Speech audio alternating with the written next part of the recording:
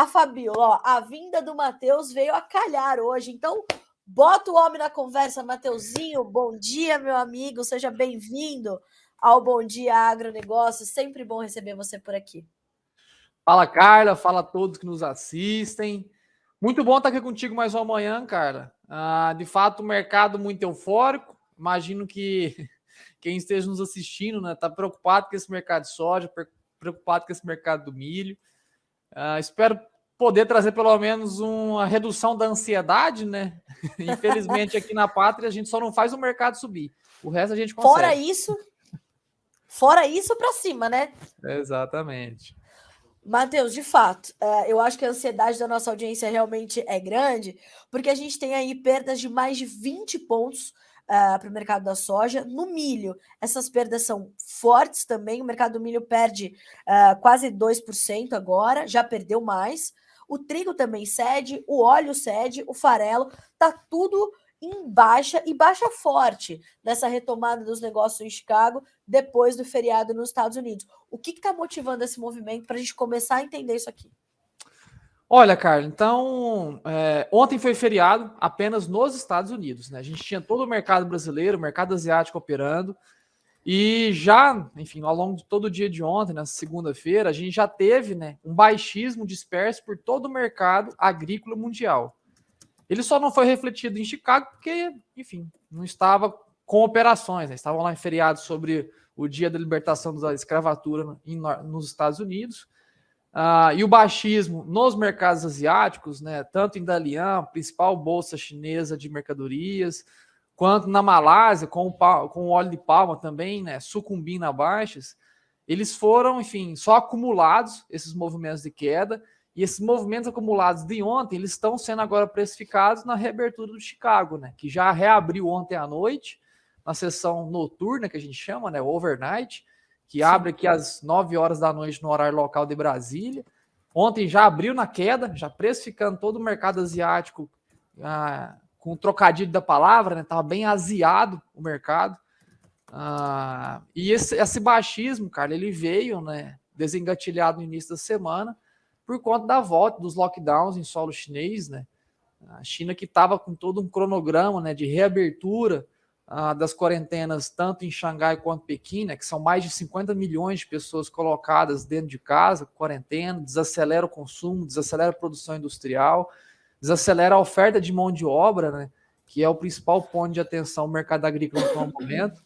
Então a gente tem a volta desses lockdowns, né, colocando esse medo aí no mercado que pressupõe, né, uma desaceleração de demanda aí ao longo dessas próximas semanas, Carla. A gente vê um mercado completamente arisco, então, né, Matheus?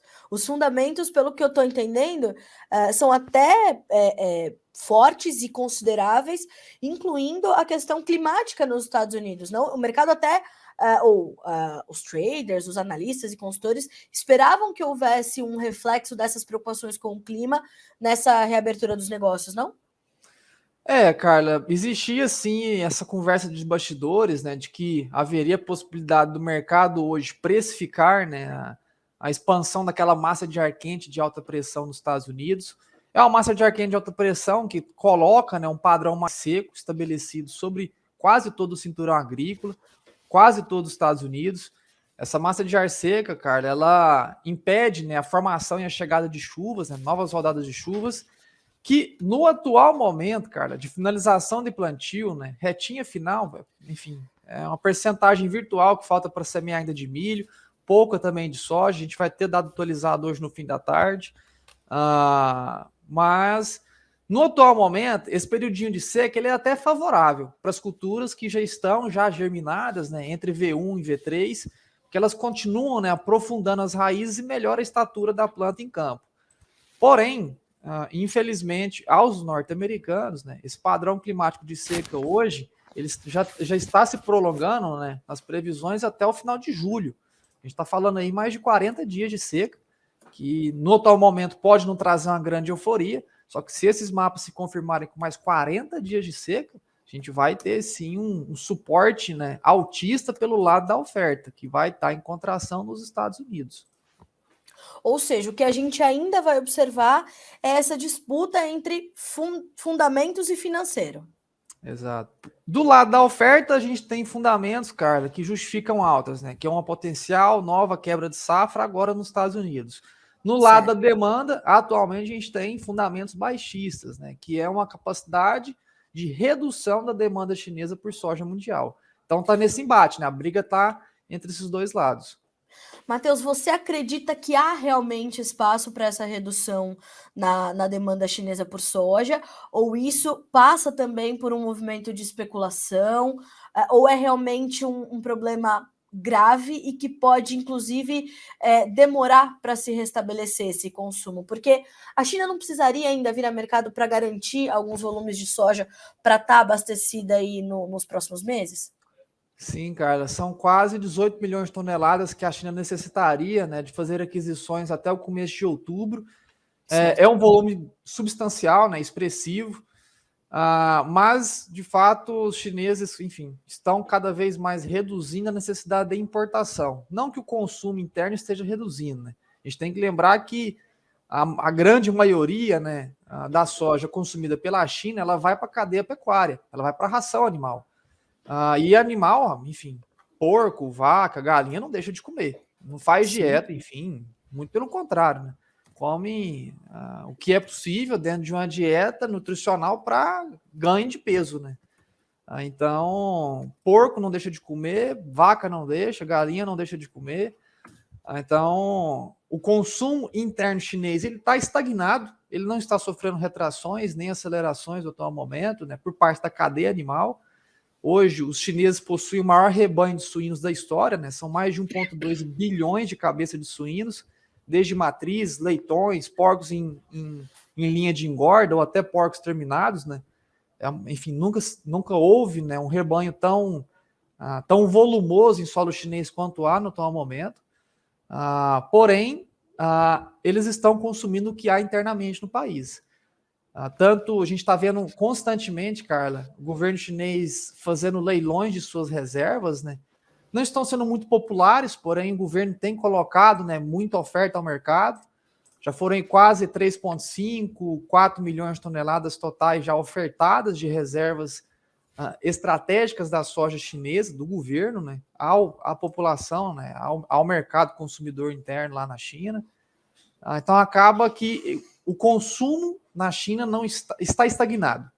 Porém, a importação da soja brasileira, importação da soja norte-americana, está sofrendo leves desacelerações por agora, Carla.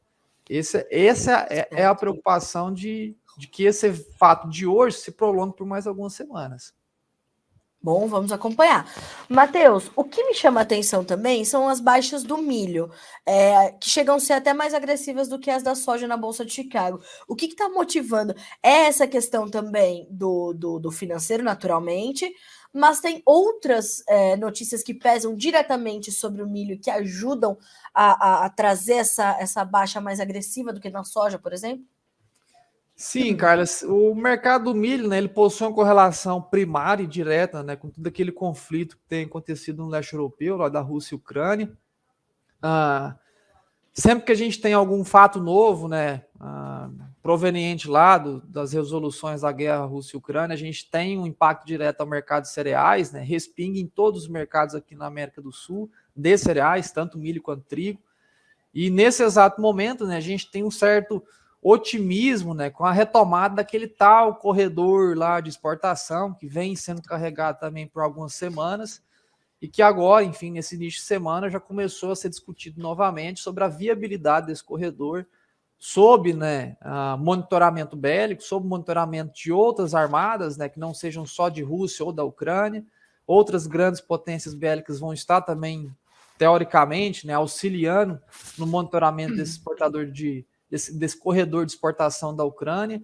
Então a gente tem hoje um baixismo generalizado no mercado de cereais, não só aqui nas Américas, né, mas também em solo europeu, e que não só fique confinado aos mercados cereais, todos os mercados diretamente e de maneira primária correlacionados com os produtos, né, internos da Rússia ou da Ucrânia estão sofrendo grandes quedas hoje. Um caso aí bem, talvez mais expressivo, é o gás natural, que já cai mais de 5% na Europa no atual momento, precificando também todo esse otimismo da volta, né, da oferta robusta do gás natural para o solo europeu. Tá. E outro mercado que me chama a atenção é o óleo. O óleo caindo fortíssimo, não só o óleo de soja, mas o óleo de palma. Eu queria te ouvir um pouco mais também, Matheus, sobre esse mercado de óleos que vinha numa trajetória de alta explosiva, né? Sim. Olha, a gente tinha dois grandes problemas acontecendo com os óleos vegetais, Carla. E os dois grandes problemas eles se confinavam na Indonésia, maior exportador de óleos comestíveis do planeta, e na Malásia. Tá? Que a Malásia sofria, né, com a falta de mão de obra na colheita do óleo da palma, né? Uma colheita que ainda é muito manual, né? Exige muito ainda força humana, né, para fazer a colheita, fazer a extração. Sim. Ainda mais num país como a Malásia, né, com pouco desenvolvimento, né, tecnológico. Então, a Indonésia sofria de restrições às exportações, né? A Indonésia bloqueou temporariamente as exportações dos óleos comestíveis, né, para tentar controlar a inflação interna no país. Não foi bem sucedido. Voltaram recentemente com os planos de colocar o produto, né, o subproduto para fora do país. A mesma coisa aconteceu com a Malásia, que sofria, né, uma crise da falta de mão de obra para colheita do óleo de palma, que agora também vem sofrendo a normalidade desse assunto. Então, o mercado de óleos vegetais, Carla, ele veio super inflado, né, por esses dois Sim. grandes problemas. Problema também consequente da guerra Rússia-Ucrânia, né, que inflou todo o mercado de energias, né? O mercado de energias foi inflado pela falta de abastecimento de commodities energéticas da Rússia em direção à Europa, né? Acabou que os europeus começaram a procurar por fontes alternativas. Óleo de soja também é uma fonte alternativa, né, de biocombustíveis. Acabou sendo também um fator ali que ajudou na inflação dos preços de óleos vegetais por todo o planeta. E agora a gente está tendo, né, um equilíbrio, ou pelo menos uma reversão de cenários para algum desses pontos que colocariam, né, os preços ainda em alta. Então a gente está tendo quedas, são quedas justificáveis, porque o maior exportador de óleos comestíveis do planeta, a Indonésia, volta a ofertar o teu grão, o teu produto, teu óleo, né, vegetal, para os consumidores mundiais. E na Malásia eles estão lá restabelecendo, né, todo o fluxo de colheita que até 2, 3 semanas atrás ainda estava extremamente problemático. Bom, Matheus, quando a gente transfere tudo isso para o produtor brasileiro, eu queria te ouvir para milho, queria te ouvir para soja, mas vamos começar com a soja. A gente viu nos últimos dias o dólar voltar a subir muito forte e naturalmente jogar a favor do produtor brasileiro. A gente, inclusive, avançou nos negócios e tudo mais. E hoje a gente está vendo uma baixa do dólar, pelo menos nesses primeiros negócios, está completamente volátil, e a soja caindo forte. Como é que você está imaginando e projetando essa semana com negócios e formação de preços aqui para o nosso produtor quando a gente olha para o mercado da soja? Cara, essa semana, infelizmente, se desenha, né, como uma semana de baixa ao mercado físico brasileiro, especialmente da soja, né, que vem sofrendo com o mercado internacional. Tá? A gente vê ainda que esses movimentos do dólar aqui no Brasil temporariamente poderão justificar uma reversão da alta, enfim, recolhimento de lucros. Porém, a gente continua vendo uma tendência altista ao dólar internamente no país, né? Porém, essa semana específica, a gente deve ter o mercado internacional da oleaginosa sofrendo realmente com a desaceleração, né, dos seus derivados, né, óleo e farelo. Não só isso, também essa preocupação crescente com a demanda chinesa pelo grão in natura, que vem, enfim, recolhendo, que vem retraindo por conta daqueles lockdowns em Xangai e Pequim. O único fator ali que cria otimismo no longo prazo, médio prazo, vamos dizer, Carla, que é acima de 2 semanas, né, já na entrada ali do mês de julho, seria de fato a precificação da quebra norte-americana de safra. Como eu disse, os mapas estão ruins, no atual momento não geram grandes euforias, apesar de ter alguns estados ali de Indiana, Illinois, Indiana e Ohio, que são estados ali que estão mais, onde a gente levantaria as bandeiras vermelhas com mais atenção, assim, né, que são estados que já passam por quase 2 semanas de estiagens. Então, se a gente tem um prolongamento desse padrão, o mercado entra em julho, né, precificando com mais agressividade essa quebra de safra dos Estados Unidos. Então, a gente tem esse balanço, né, uma semana ruim, porém, uma previsão aí de médio prazo acima de 2 semanas ainda positiva. E, Matheus, como é que estão os nossos negócios para a safra nova? Porque o que a gente viu também foi um certo recuo nos preços dos fertilizantes.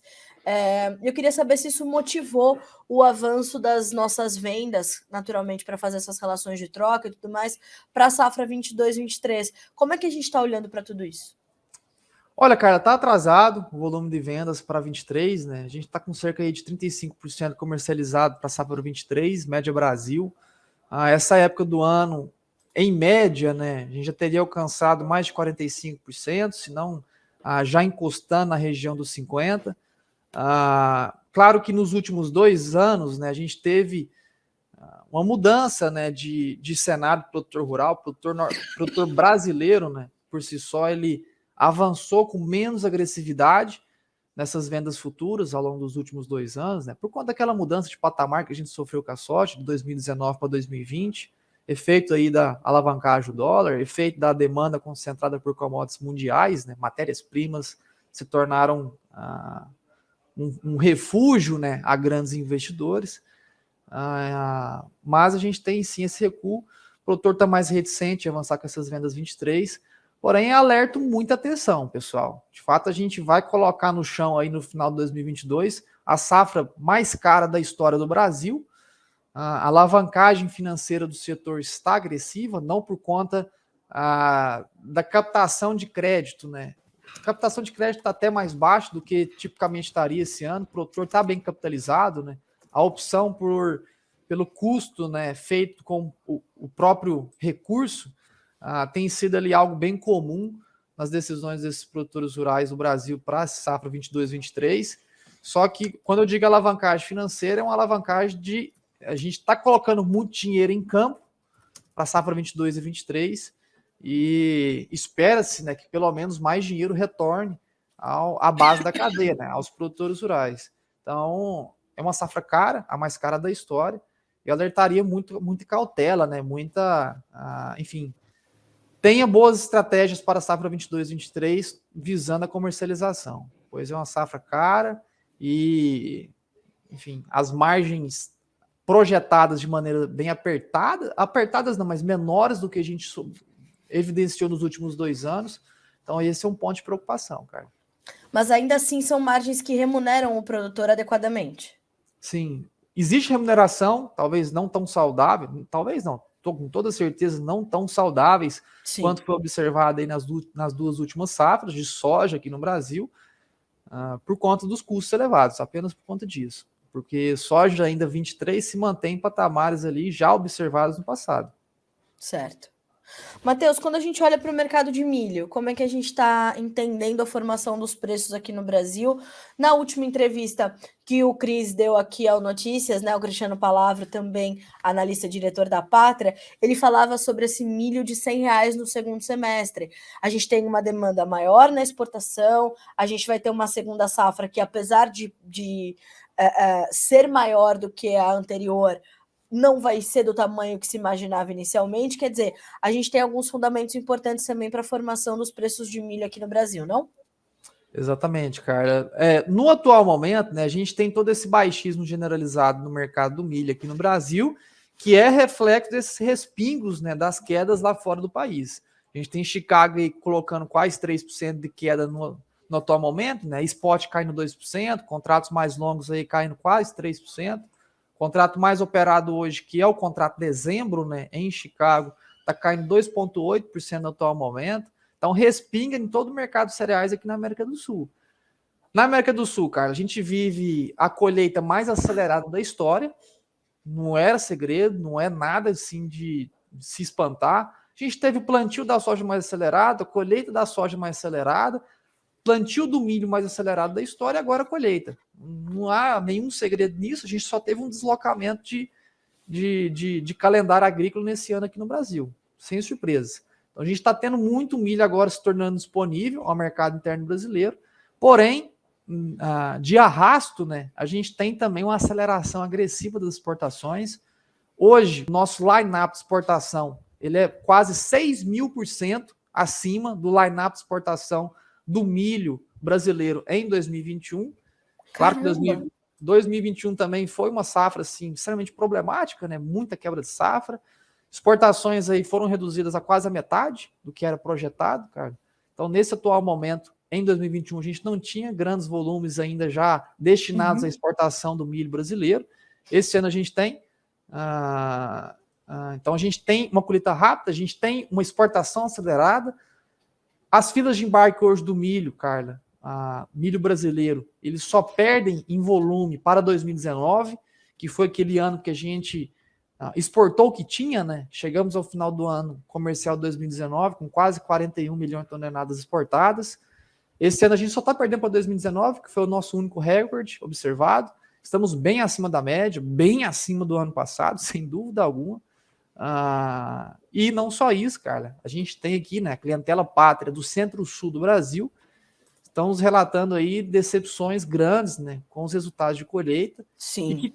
O que é totalmente o oposto do centro-norte. A gente tem hoje o centro-norte reportando produtividades satisfatórias, né? Até em alguns casos recordes, que é o caso do Tocantins, até algumas regiões do Piauí que tem em processo de colheita agora, né? Que nem é tanto um milho safrinha, seria mais um milho verão tardio. O que é, cara? Oi? A gente tá vendo o Matheus ainda? Foi só a minha internet que caiu. Estão me escutando? Estão me vendo? Voltou. Pronto. Posso continuar?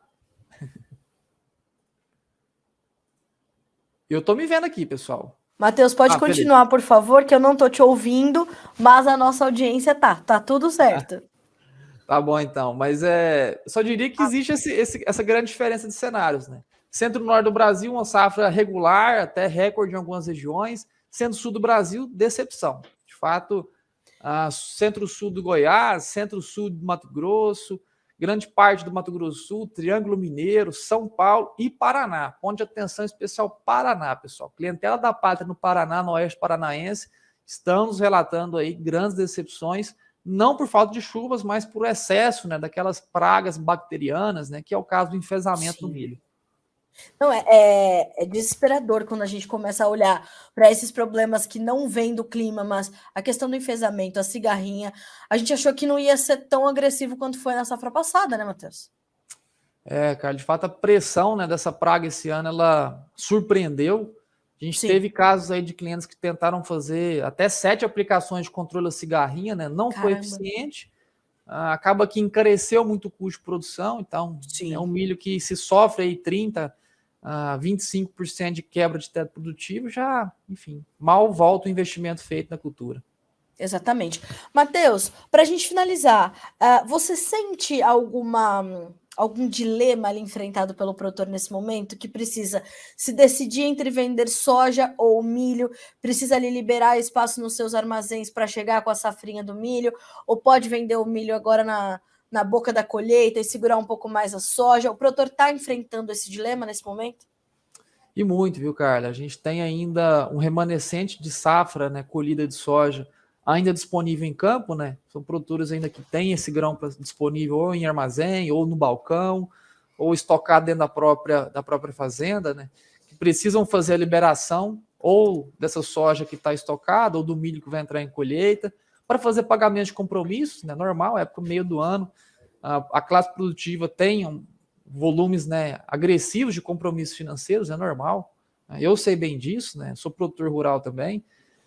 Mas existem alternativas, Carla, de alternativas de que a gente consiga cumprir esses compromissos, consiga fazer levantamento de caixa e mesmo assim carregar milho, carregar soja para sofrer novas altas, né, com o decorrer dos próximos meses, que é usar o mercado de proteções financeiras, né, o seguro de comercialização, que é coisa que nós aqui na Pátria fazemos muito bem, né, que é realmente carregar o milho virtual, carregar a soja virtual, deixar o estoque ser esvaziado, colocar realmente o caixa, né, para ser circulado, e mesmo assim ainda está susceptível a novas altas do mercado que eventualmente virão, especialmente no caso do milho, né? Como você citou aí, Carla, o Cristiano teve aqui há alguns dias atrás, né, comentou da nossa visão para o mercado do milho, essa visão não mudou, tá? A gente só está sofrendo hoje respingos do cenário de cereais mundiais, porém internamente no Brasil, o cenário ainda é de contração de uma oferta total de milho segunda safra no Brasil. Essas estimativas aí de 90, 92 milhões de toneladas, na nossa visão da Pátria, estão totalmente defasadas. Não só pela quebra com a seca e geadas que tivemos no centro do país, mas também pela alta pressão, né, dessas pragas aí bacterianas, né, que é consequência da cigarrinha, que a gente está observando resultados só agora.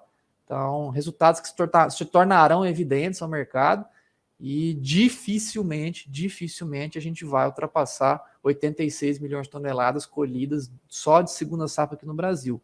Nós estimamos aqui algo em torno de 83 milhões de toneladas colhidas de milho segunda safra no Brasil. Então, a redução é de pelo menos 8 a 10 milhões em relação às estimativas iniciais, cara. Então, existe o embate do que fazer agora, né? Tenho milho, tenho soja, tenho compromisso, o que eu faço, enfim, o que faz a venda ou não faz, segura um pouco mais.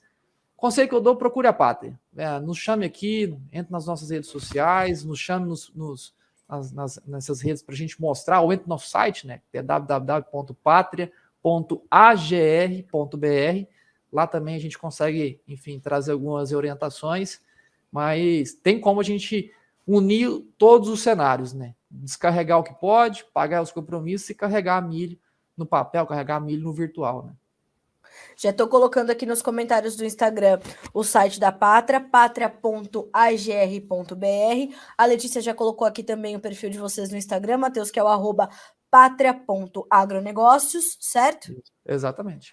E aí é sucesso, é o que eu falo, né? É preciso, Matheus, não dá para passar por um mar turbulento desse num barquinho, tem que subir num transatlântico, botar colete salva-vida e tocar o barco, porque não vai dar para passar desse jeito. E para não passar desse jeito, para ter menos exposição ao risco, é ter ao seu lado um profissional de confiança que te ajude nesse planejamento comercial, não só na comercialização do seu produto, mas na compra dos seus insumos também, que, como você falou, a próxima safra vai ser a safra mais cara da história, e essa relação, a Pátria também está do lado do produtor, né? Exatamente, Carla. E é bom você ter levantado esse cenário das compras, né? A gente está vendo aí um certo movimento, né, de aquisições para insumos da segunda safra brasileira de 2023. Muita cautela, pessoal. Mercado nitrogenado estão sofrendo grandes quedas. Gás natural, né, que é um grande direcionador de preço de nitrogenados na Europa, né? Vamos dizer ali em todo Oriente, talvez Oriente, meio Ocidente, meio Oriente, a gente tem uma queda muito agressiva dos preços do gás natural, que ainda não foram refletidos em nitrogenados, porém que serão aí respingados ao longo das próximas semanas e meses. Então, cuidado com essas compras para a safra 23. Mais uma vez, procure a Pátria para ter uma direção mais clara do que ser feito, né? Agora diante não só dessas vendas do spot, vendas de colheita, vendas 23, compras de uma segunda safra 23, muito importante. Ter atenção nesse mercado. É determinante. Tenha ao seu lado ou um profissional da sua confiança, e a Pátria tem um time incrível para te ajudar com isso. Então, é o Matheus, é o Cristiano Palavro, é o Ronald, é um time enorme ali para te ajudar a fazer e principalmente a tomar decisões, né? Tomar decisões nesse momento boas decisões é ouro, né? Para quem está com custos elevadíssimos e preços com a volatilidade que apresentam. Então, Matheus, muito obrigada, meu amigo, por estar aqui conosco e com a nossa audiência tão qualificada do Bom Dia Agronegócio, né? Obrigada mais uma vez, é sempre um prazer ter você com a gente. Obrigada. Prazerão sempre é meu, Carla, grande amiga, que o agro não me deu. Gosto muito de estar aqui presente. Um grande abraço a todos vocês que nos assistem e fiquem com Deus, pessoal. Sempre que disponível, estarei por aqui. É isso. Vocês todos também. Boa semana para você, meu amigo. Um abraço para todo o time da Pátria. Até a próxima. Até logo.